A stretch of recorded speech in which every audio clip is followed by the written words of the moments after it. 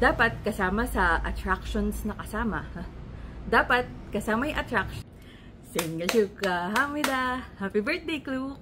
So for those who don't know, Klook is turning 10 this October and maraming deals na available na live na ngayon sa Klook website. So pagpiliin nyo na yan. Pero if you want more ideas, I wanted to give you 10 things that you can book on Klook aside from tickets. So syempre, you might know already that you can book theme park tickets, resort tickets, tour tickets, yung mga ganyan. Pwede i-book sa Klook and very nice offers. Usually, mas mura kesa sa published prices.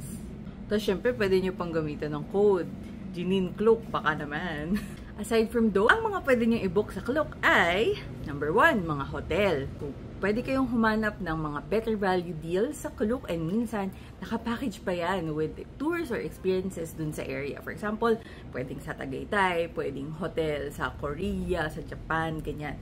Basta hanapin nyo lang. Siyempre, i-compare nyo pa rin yung deals versus other booking platforms. And choose the best deal for you. Next, SIM card. So, syempre, pag travel ka sa international destinations, kailangan mo ng SIM card or any data, diba? So, kung hindi ka mahilig yung i-roaming yung number mo, at para mas makatipid ka, pwede kang mag-book ng SIM card sa Klook. I usually book the eSIM para instant siyang ipapadala sa phone ko.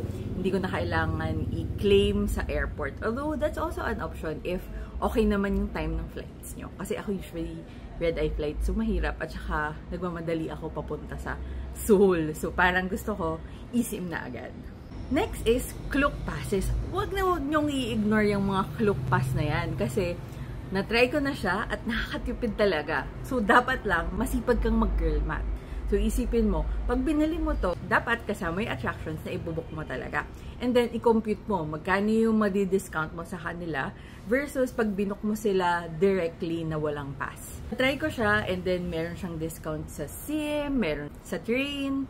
So, tas kinompute ko yung mga madi-discount sa ticket. Sabi ko, parang mas makakamura pag bumili ako muna bago ako mag-book ng ticket. So, try nyo rin. 4, pwede kayong mag-book ng car transfer sa Klook. So, for example, you're traveling as a big family or a big group, this is a great option, especially if maglaland kayo sa destination nyo na after a red-eye flight tapos sarado na yung mga public transpo. Which leads me to number 5, public transpo. So, for example, for Korea, lagi ako nagbo-book ng RX ticket sa Klook because laging mas tipid kesa pag nag-book ako on-site. And then aside from the train, you can also book buses. Meron pa mga monorail nga, mga ganun. So, hanapin nyo lang muna sa Klook, i-compare nyo sa actual prices, maybe sa official website, and then see kung makakatipid kayo. And syempre, pag ginamit nyo yung voucher, makakatipid talaga kayo. Again, Janine Klook, baka naman, for up to 5% off. Check out the next video for part 2.